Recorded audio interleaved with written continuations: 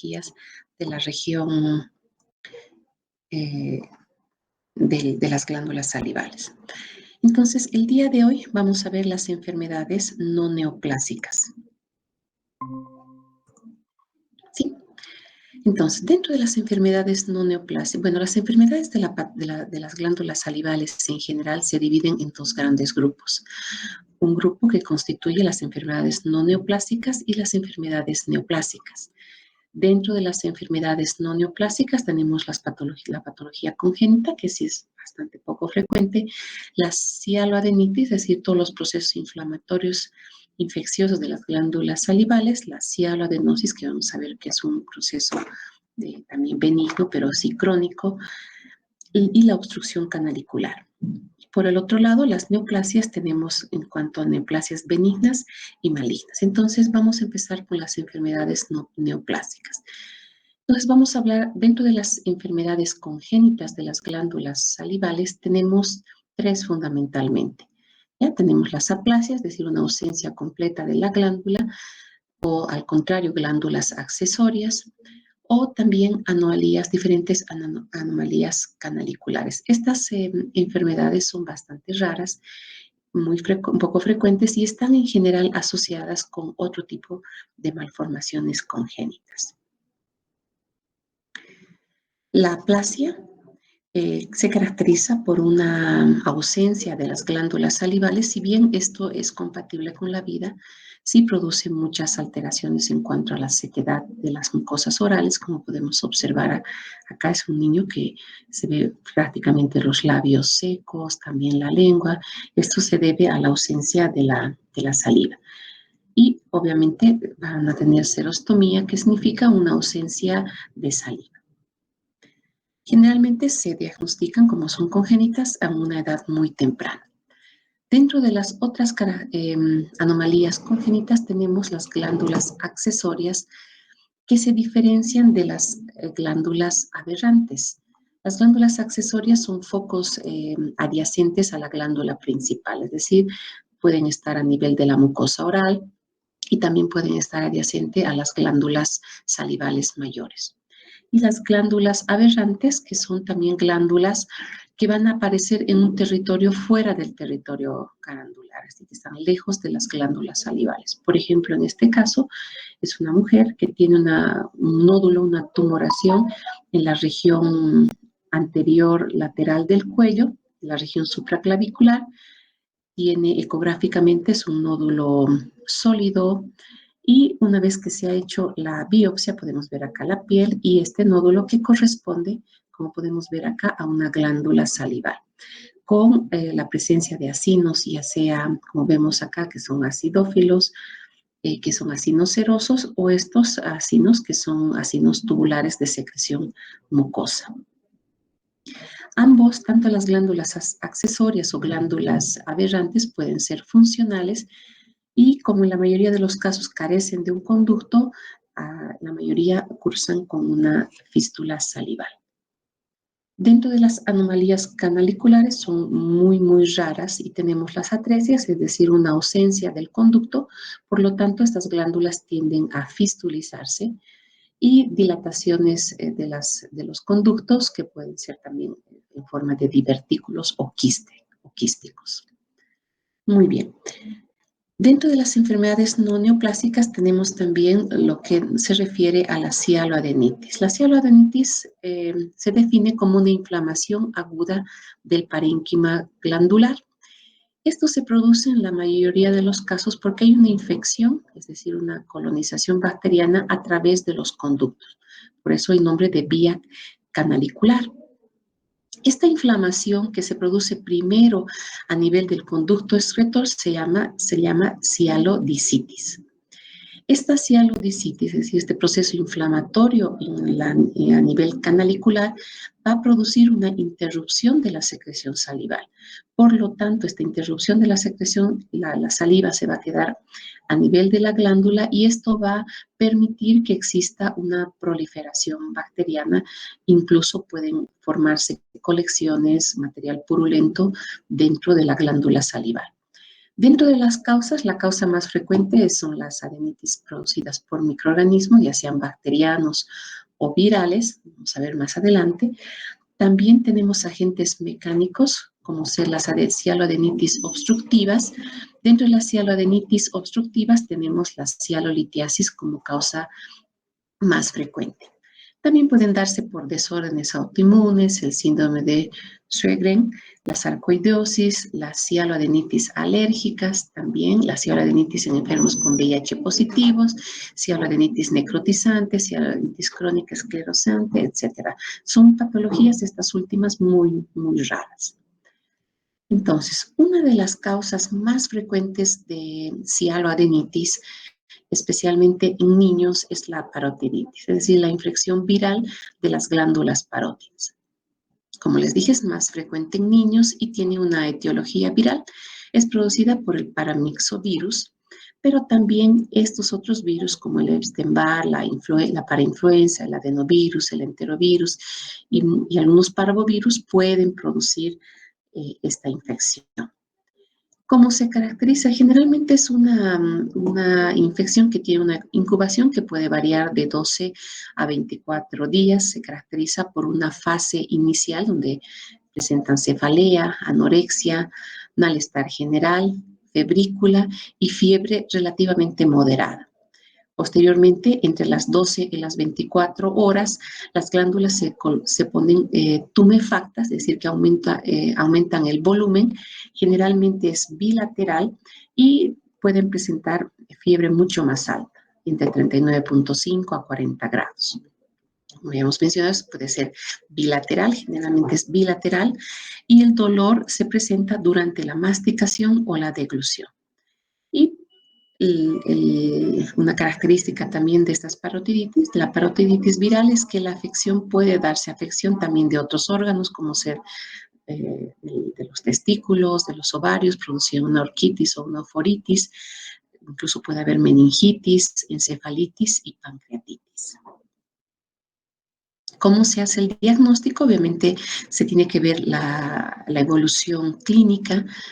Debemos sospechar siempre que ha habido un brote epidémico, por ejemplo, que ha sido documentado de la enfermedad, es otro aspecto muy importante para la sospecha clínica, y podemos detectar el virus ya sea por un cultivo tisular o por un PCR, ¿no? También existen actualmente pruebas serológicas y, como les mencionaba, es importante el contexto epidemiológico. En cuanto al tratamiento, como es una infección viral, el tratamiento es fundamentalmente sintomático.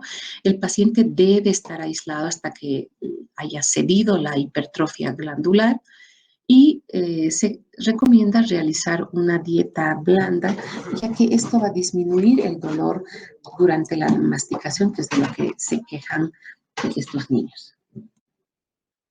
Otra cialoadenitis muy frecuente es la cialoadenitis bacteriana. Esta es mucho más frecuente en personas adultas. Está en muchos casos asociado a litiasis, es decir, que la obstrucción se produce por un lito, ya sea por una obstrucción aguda o una obstrucción crónica, y generalmente es unilateral. Podemos ver en este caso, es una inflamación de la glándula parótida en una paciente mayor, joven. Para el diagnóstico vamos a ver, como habíamos visto al inicio, en el estudio de las glándulas salivales, es importante si el cuadro es de reciente evolución. Entonces, cuando las cialoadenitis bacterianas generalmente tienen cuadros de corta evolución, pueden ser, generalmente son días, la glándula se encuentra tumefacta y va a tener datos inflamatorios locales, ¿no? Como ser dolor, calor y fiebre. También puede ir acompañada de adenopatías. Estas adenopatías pueden estar incluso dentro de la glándula, y vamos a ver que la ecografía es muy útil para poder detectar estas adenopatías.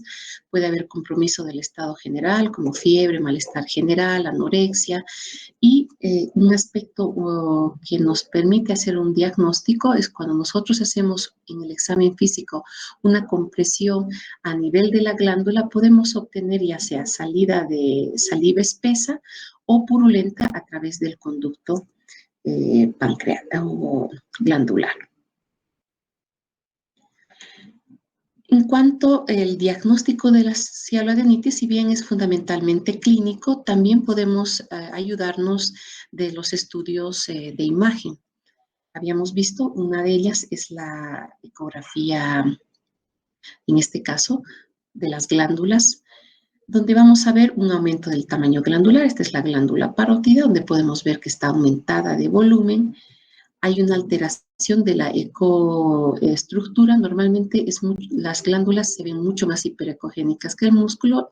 En este caso pierden su ecogenicidad, son mucho más hipoecogénicas.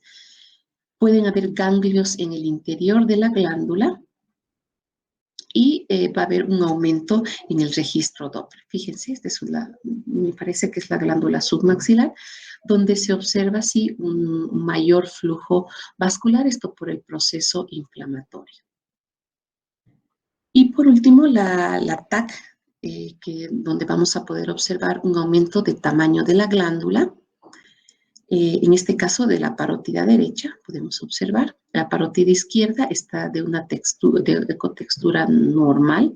En el lado izquierdo se encuentra mucho más aumentada de tamaño. Va a haber una hipercaptación del contraste por el proceso inflamatorio. También puede haber un aumento del músculo macetero, podemos observar acá. Y también va a ir acompañado de miositis, es decir, inflamación a nivel del músculo, de celulitis en el tejido celular subcutáneo, podemos ver acá, ¿no? Más hiperecogénico, o perdón, más denso en realidad, porque es una tomografía más denso, la grasa que está alrededor de la glándula. Y también podemos observar que en este caso, por ejemplo, se trata de una glándula submaxilar, donde podemos ver la presencia de un lito. En cuanto al tratamiento, generalmente es sintomático, se inician antibióticos, porque obviamente es una infección aguda, y generalmente se utilizan antibióticos como ser la ampicilina sulbactam, la ciprofloxacina y la ceftriaxona. Cuando tenemos además un absceso a nivel glandular, también se debe realizar un drenaje quirúrgico. Muy bien. La cialoadenosis es otra patología benigna de la región o de las glándulas salivales. Es una patología que se presenta generalmente en personas mayores a 40 años, pero generalmente son personas mucho más mayores, entre los 50 a 60 años. Y se caracteriza, como podemos ver en esta tomografía, de un tamaño, o sea, un aumento del tamaño glandular. Es una afectación múltiple, es decir, que va a afectar a diferentes glándulas. En este caso se puede ver que es una afectación bilateral de las glándulas parótidas. Es una lesión crónica y que puede estar asociada a tuberculosis, sarcoidosis y también a la diabetes. Se caracteriza por un proceso inflamatorio crónico a nivel de las glándulas que va a producir una infiltración linfocítica del tejido acinar y una hipertrofia del intestino. Generalmente las células acinares están mucho más grandes y el intersticio está mucho más hipertrófico, engrosado, incluso ahí puede haber áreas de fibrosis. Las células, como les decía, son células más grandes y hay también un infiltrado adiposo. Dentro de los síntomas, generalmente son indoloros, no producen dolor y se caracterizan también por serostomía. Como existe esta infiltración, generalmente la glándula deja de ser funcional y disminuye la producción de saliva. Por lo tanto, va a haber serostomía y el tratamiento generalmente es más por fines estéticos y consiste en una adenectomía, es decir, una resección completa de la glándula. Otra patología muy frecuente en las glándulas salivales es la obstrucción aguda o crónica de los conductos. Cuando esta obstrucción se produce por litos, se denomina cialolitiasis, ¿no? Y se caracteriza por la formación de concreciones calcáreas desde la arenilla salival hasta los de gran tamaño. en el parénquima de las glándulas salivales o en el trayecto de sus conductos. Es decir, que estos litos pueden estar dentro de la misma glándula o también se pueden ubicar a nivel de los conductos. Fíjense, aquí tenemos una cialolitiasis que está produciendo una congestión, una dificultad en el vaciamiento de la secreción salival a través de los conductos. La obstrucción aguda o crónica de los conductos salivales, generalmente el 80% son de causa litiásica, una cialolitiasis, pero también la obstrucción puede deberse en un 10% a problemas inflamatorios, a tumores o también traumatismos. Los conductos con mayor frecuencia que presentan litos en su interior son el conducto de Wharton y el conducto de Stenzel. Acá podemos ver la cialolitiasis se encuentra más o menos en el 83 al 92% en la glándula submaxilar, es decir, es la glándula que con mayor frecuencia presenta cialolitiasis, y esto lo comentábamos cuando hablábamos de la anatomía, que se debe un poco por la disposición de este conducto, que es un conducto bastante largo y es tortuoso, y además es ascendente hacia la cavidad oral. Entonces, también se dice que puede ser porque tiene mayor contenido mucoso. Ustedes saben que la secreción de las glándulas parótidas es fundamentalmente seroso, pero de las sublinguales y submaxilares es de contenido mixto. También se dice que es rica en sales o también se ha demostrado que puede deberse a una deficiencia de vitamina A y de vitamina C. La cialolitiasis se presenta con mayor frecuencia entre los 40 y los 70 años y es más frecuente en varones que en mujeres con una frecuencia de 2 a 1. Entonces, ¿por qué se caracteriza la cialolitiasis? Entonces, generalmente se caracterizan por presencia de dolor, ¿no? Esto se llama cólico salival, que generalmente es muy temporal y se autolimita unas cuantas horas. Es decir, que el dolor persiste unas horas y luego desaparece y en otro momento del día o en otro día puede volver a aparecer. A esto se llama cólico salival. Posteriormente hay un dolor intenso y un aumento de volumen rápido en el suelo de la boca o en la mejilla, dependiendo si se trata de una litiasis de la glándula submaxilar o de la parótida respectivamente. Y posteriormente va a haber una sobreinfección de la glándula por la proliferación bacteriana. Si este proceso se mantiene por el tiempo, es decir, se vuelve crónico y no se trata la obstrucción, puede dar lugar a una fibrosis y una exclusión glandular, es decir, que la glándula pierde su función secretora y a esto se denomina cialoadenitis crónica litiásica. También tenemos la cialoadenitis aguda supurativa, donde vamos a poder ver la presencia de secreción purulenta a través de los conductos y el examen físico se debe hacer una inspección bimanual. Como podemos observar acá, donde vamos a tener la salida de material purulento a través del conducto, ya sea en este caso, por ejemplo, es el conducto de Stenzel, también puede ser en el conducto de Wharton de la glándula submaxilar. Entonces, ¿cuál es el diagnóstico? ¿Cómo se realiza el diagnóstico? Es muy fácil hacerlo. Podemos hacerlo con una radiografía panorámica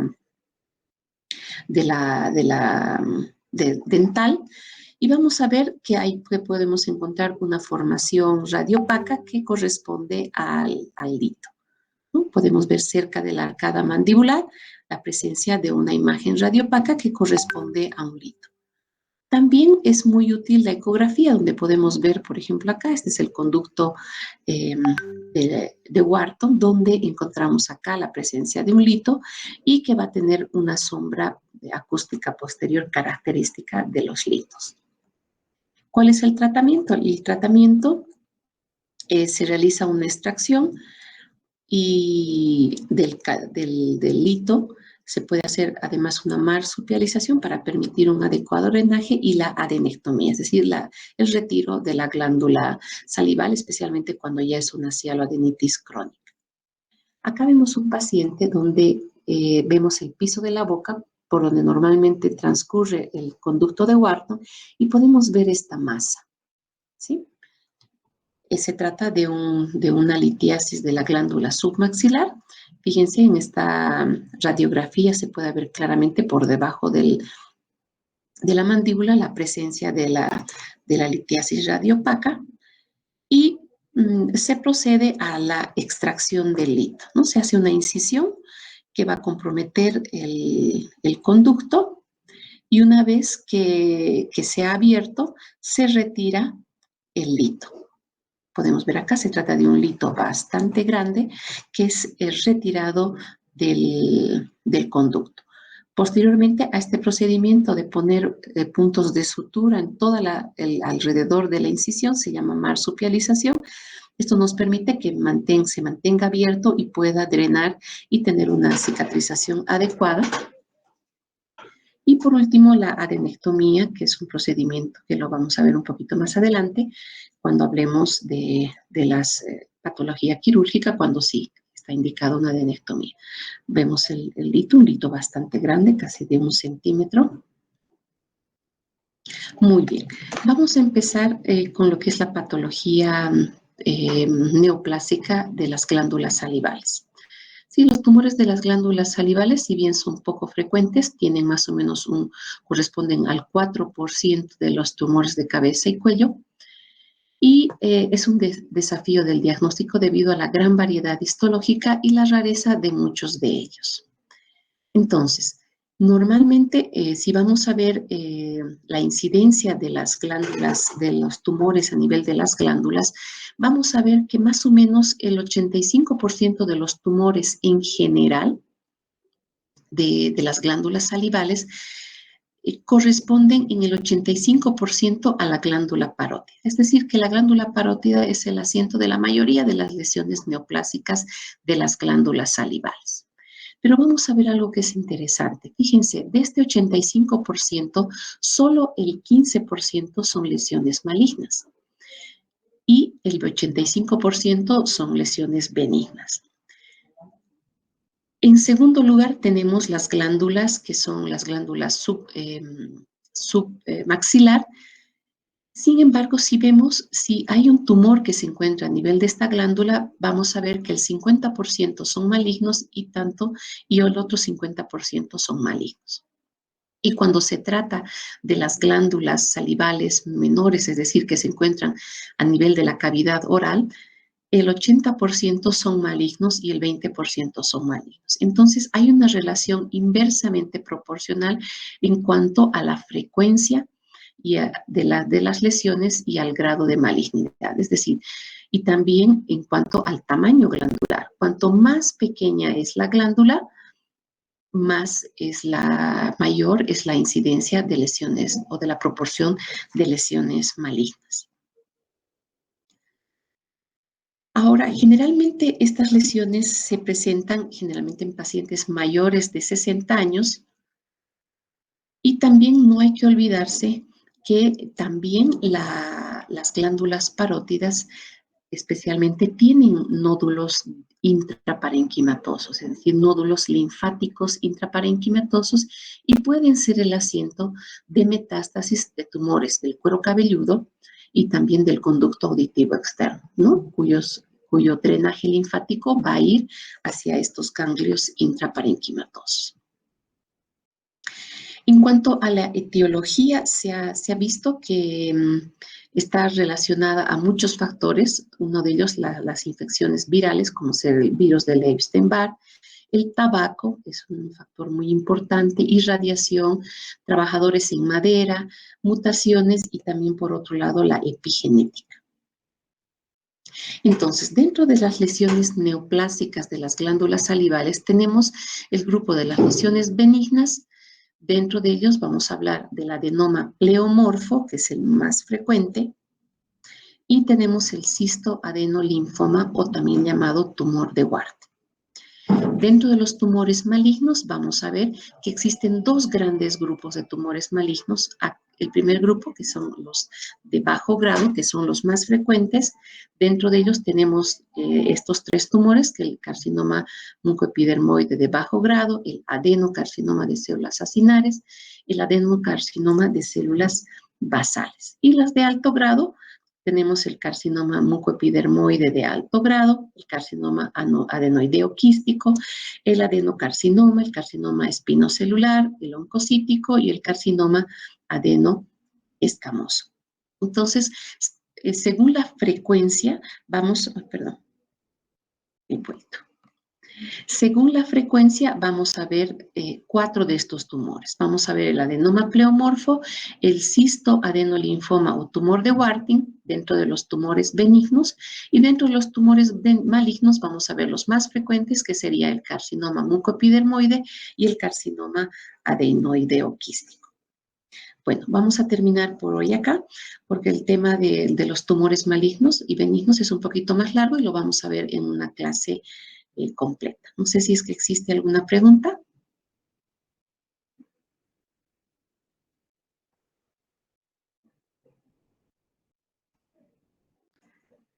Bueno, si no hay más preguntas, chicos,